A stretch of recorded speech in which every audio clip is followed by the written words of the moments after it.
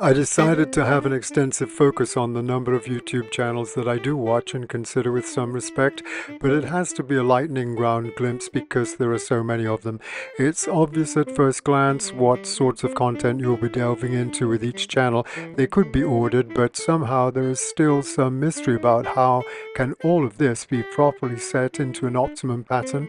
Some channels are for relaxation, whilst others demand a lot of intellectual work. Perhaps there will be subliminal effects of gradually getting a message across through continued efforts of repeating the essential points. Me being a musician that plays jazz amongst other musics, it seems natural that the Smalls website would present a late night hangout. What we call the natural world has sweet sounds from many kinds of birds. The original ornithology began long before Charlie Parker. Think James Audubon. You can recharge your energy supply with prayer and meditation, praise the Lord, focus on enjoying life and reducing stress to your nervous system with calming smooth piano. If you need to sleep, relaxing rain helps you to rest in your fabulous dreamland. There are a number of different background music long players, so you can search and choose. Just take your pick.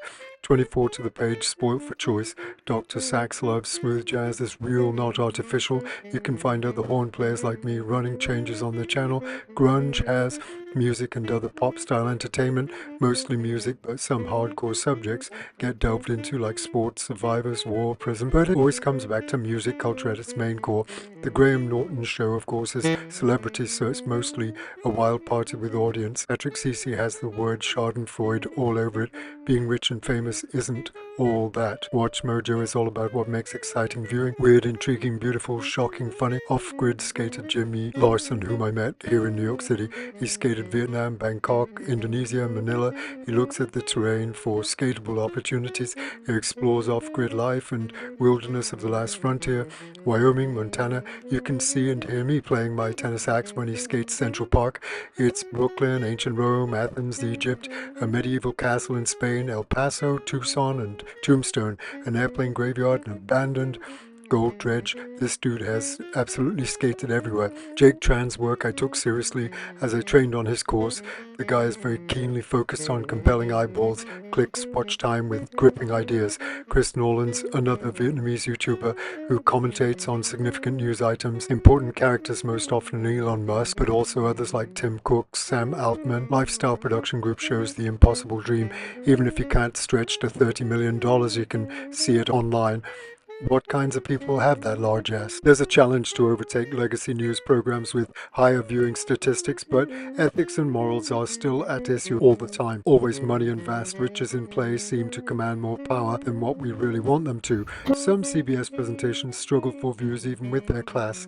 James Corbett reports from Japan with his views on the empire and major related activities. I suppose a cynical assessment can be nearer the truth than some wish to admit. There's a commitment to drilling deeper into stories than accepting superficial outer layers. The Trump report, intelligence cover-up, Carney versus Trump, was Epstein Mossad? Begging to end the war, Putin has failed, Biden bites back, DOJ protecting Donald Trump. Daily Beast draws high ratings by analyzing all things Trump. An incompetent entourage could be laughable if it weren't more crucial. Did Trump meet Melania through Epstein? Amy Goodman has always been such a staunch crusader for democracy now. The country preacher goes to his final rest, but the struggles carry on. Doubling down seems to be the rule for some power brokers. So is protest working? Cenk Uygur has been calling out the Zionist conspiracies for a good long time now, with 6.5 million subscribers. Just as Israel hurts non-terrorists, so also does ICE. Frontline PBS does cutting-edge interviews with quintessential revelations of how things presently seem to stand and hasn't caved to Trump's efforts to dominate with biased media favoring him only. TV fallen world needs to contend with being a nearest neighbor to Ukraine, and memories of Stalin's occupation cannot be fond. They know how bad Russia can be at worst. Putin's crimes are psychopathic and not to be tolerated. Ukraine Today has video after video detailing shocking aspects of this crazy, protracted, drawn-out war, obviously from a biased point of view, favoring Ukraine against Putin, clearly. Jake Bro, whom I previously referenced, faithful as ever, gives astute observations in how Putin is defeating himself. Colin Robertson shows the poetical madness of what the unrelenting war criminal has wrought to no avail. Meanwhile, the BBC has to deal with the arrest of Andrew, Queen Elizabeth's favourite son, disgraced and stripped of titles. Zuckerberg faces a court hearing. Netanyahu seeking pardon. You can see how the BBC World Service has some different offerings from their main news channel, Channel 4 News. What's on Epstein's spy cams? Epstein survivor speaks out. Andrew lied to everybody. What next for Andrew? What next for Cuba? Lots of complex international news coverage. Some channels emphasize the root stories underneath these incredible, complex, vexing, troubled times. There is usually a lot of pride that holds great powers to their high standards. It can be agonizing to speculate on which track to study or give attention to. The History Channel offers any story that they can present with classic atmosphere and detail sufficient to hold viewers and listeners in the grip of a fascinating lure. Explore these great attractive thumbnails. Megalomedia has its own unique take amongst the many different channels following money, big money, how it works, and the wicked sly tricks employed by conniving rich people and institutions. Novara Media, how elites captured history, fake news, Israel and the British media, robot wars, drone swarms, what really broke Britain. Patrick Boyle tends to take a fairly clinical approach to finance with a wry sense of humor and sarcasm, occasionally where appropriate. The Epstein analysis got him consistently higher viewing statistics. It really is a huge quagmire that still has more amazement and incredulity. There are 2 productions on Netflix now, one about Epstein and the other about Maxwell. If you prefer looking at and thinking about money in the most mathematical way of evaluation, then Bald Guy Money will focus you smartly. Gold, silver is an old faithful that many of you derive benefit from. Anyone can see that in volatile times it will stabilize confidence when being roiled by market madness is not your thing. Wealthy on get out of US stocks, China won the trade war. Gold is signaling stress, silver's ready to explode, hard assets overhype, copper is an absolute no-brainer, Bitcoin broken, silver to $500, then a cryptocurrency channel from Australia. It's like Sean Atwood with all the extremely dark probing of evil people that for my feelings is none too helpful really. Speculations on instability not promising. From Australian to British, look at Sean's channel. He has come a long way from his nasty, horrible experience when busted for selling ecstasy and spending time in a US jail in Arizona to meeting with interesting guests on his podcast show reflecting on a world darker than ecstasy pills. Sky News Australia tends to be always strongly right-wing. Trump blasts Obama. Sean Spice is another firmly right-winger. I don't doubt that it is a serious thing to prevent Chinese communism from infiltrating, but there are American Chinese who are not sympathetic to the communist leadership in China. Financial Times, can Beijing stop Russia? The future of manufacturing. Are US plans to rebuild Gaza realistic? Ross Cameron, Warrior Trading, has mastered the knack of profiting from risk in the markets. What he doesn't know isn't worth knowing. Some people seem to be born with it. Real estate mindset. It's a hard game focusing on hard assets. What kinds of psych-out attempts are going on? There's a lot of obsessive commentary on the value of silver, price manipulation, silver squeeze and another margin hike, Mamdani taxing the rich and a million fake jobs. Lots of geographical representations with some political and military details and histories. A fascinating, colourful channel.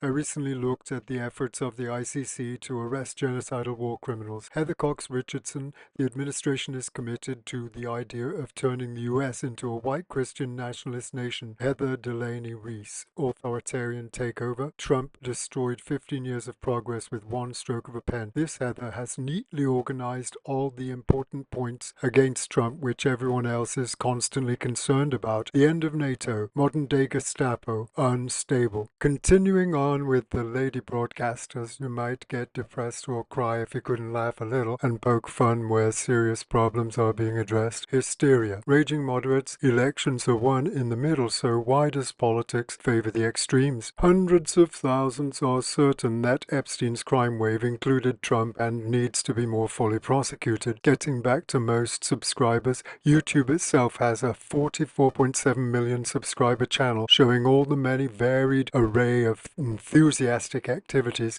which subscribers love to advocate for. Valuetainment at 7.12 million subscribers definitely has a lot of pull. Star Talk with Neil deGrasse Tyson, 5.38 million, taking on far-out cosmic subjects like antimatter universe, quantum theory, and merging universes with earthy social humor. Brian Tyler Cohen, one of the most viewed independent progressive political hosts, 5.1 million subscribers. All the imperative leadership issues all the time. Chris Williamson avoids politics and has over 4 million subscribers following him for lifestyle interest and possible inspiration. The Packman podcast doggedly documents the problems of this Republican leadership presently ongoing. It's a journal updating, describing and explaining all the chaos and constitutional violations. Emmy-winning More Perfect Union non-profit newsroom building power for working people. Awesome journalism tracks down companies bribing Trump. Jack Cocciarella is a strong Democratic voice who presents his clear views that make us wonder how Trump has managed to string people along even this far, preposterous though it surely seems. Legal AF, the intersection between law and politics, desperate threats, endgame exposed, standing strong, worst instincts, ran out of town, the secret is out, Liberty Vault, transformative reaction videos, personal opinions, and educational content. Trump is a total puppet of Israel. They're still hiding the Epstein files. Israel isn't truly our closest ally. More war in Iran. The debt crisis in DC is unfixable. Foreign wars are an abomination. David Feldman mops the floor with Trump. Keenly ironical jabs at the irregularities of Trump's false front presentations. DOJ not functioning properly. Trump and Bondi disconnected from reality. British professor Tim Wilson dissecting headlines, offering insights. Labour politicians, conservative politics. Dominic Cummings, Jacob Rees-Mogg. The New Yorker offers a signature mix of reporting and commentary. Adam Schiff on how Trump administration targets its opponents. Joanna Coles and Michael Wolff boosted 92nd Street Wise ratings 2 weeks ago. You can check out Film at Lincoln Center. M. Night Shyamalan was there, among others. There's always more than I can find time to critique. I have to be precisely economical with my daily efforts. Next, I aim to deliver my full take for this week, so stay tuned. How do we reverse all the criminal fascism which Trump has been unleashing for the last few decades? His cover is blown. The Epstein files show exactly how disgusting the Israeli Zionist Jewish suprematism has become, and really has been dreadful for decades actually. The influence coming from them on one side, and the crimes of Russian communists under Putin and Chinese communists under Xi Jinping are all influencing Trump, making him want to copy their blueprints for power abuse and what they get away with. There's a complete ignorance of dignity and respect with this foul Trump administration. Too many horrendous, unwarranted crimes against innocent people for no reason other than aggressive bloody-mindedness. So many citizens are massing in protests against efforts to destroy laws which protect innocent, righteous people. Trump shows no capacity to care about injustice wreaked on innocent people. The abusive genocide on the Palestinians is probably the very most extreme, but certainly the Epstein histories are adjunct to that because he was working for Zionist Jewish suprematist Israel. And they do not limit what vile hypocritical evil they may cover up and obfuscate. They have done an enormous media blitz to discriminate against the rights of Palestinians being even considered to have a place, even in American media and journalism. Trump has shown a dreadful decline into psychopathic cruelty and flagrant nonchalance when crossing serious lines of justice and law. Even ICE agents themselves have been sickened by the nauseating policies and have resigned because even though they are right-wing themselves, they see the truth of how Nazistic the abuse of child immigrants is. These people copy the abuse of Palestinian children in Gaza. We only have our words, and they are abusing wealth to gain the power to hurt and victimize people and their kids who happen to be on the wrong side of them. Trump allowed China to divide America from their strongest friend and ally, Canada. His obvious megalomania is far too excessive and has wreaked damage and destruction where formerly peace and love was allowed to flourish. He contaminates everything he comes near with his filthy lust for more power and wealthy luxuries. He believes he is entitled to extol superiority as a self-evident reason why he can abuse and victimize any vulnerable quarry that he can set his sights on. So many things posted can be nauseating and overwhelming. It really makes contending all the more impossibly unpredictable. Playing a game without rules is not really playing a game at all. With no restraints on what they might allow themselves to do, they are by definition unlawful. It is grand hypocrisy to threaten others without compassion and then complain and cry for your poor sorry selves if others have managed to justifiably bring the law against your crimes. Racism, if not an absolute crime at its very outset, does usually have crimes resulting therefrom, especially more so by the very worst leading proponents. I do personally find a need to keep my mind healthy and nurture my dreams when I express various optimistic ideals that so many people seem to ignore or undervalue. The problem that human greed seems to have surpassed the functional capabilities of religion is not easy to fix. Those who most love extolling their own greater powers of extreme largesse are never truly sensitive to any real religious matters. They only use religion as an occasional pose or cover for their profligate activities. Making money is like a constant obsession which they regard as a mental exercise to keep their minds sharp. They really prefer to cheat people as a sign that they are more genuinely on top than those who fall prey to their connivances. It is not so easy to feel that there are constant, ongoing battles against these betrayals of a higher class quality social contract. Attractive pictures just tend to prove how utterly divided the world is by the need to constantly protect and secure the most attractive things in order to stay focused and fully confident with no signs of weakness. It really takes powerful concentration of all mental skills. I sense this gaping gulf of distance wherein monstrous mistreatment of innocent children is deliberately allowed to go on relentlessly with only deaf ears turned to all the strong remonstrations and entreaties to help and alleviate the suffering. Greed is dividing people even more than religion does. The lust for expansion and growth of massive wealth has bred dishonesty. The people are in a struggle to figure out what can be done, and even knowing about these cruel, dreadful lying leaders does not offer instant hope of remedy to the problem, which is intended to be impossible to fix. The luxury of offering hope to the poor masses with exciting, liberating dreams can only hope to do so much, but probably will likely settle at some limitation level or other. I know there are reasons for anxiety, but there is also a lot of malign playing to mess with people's minds in order to gain a foul advantage.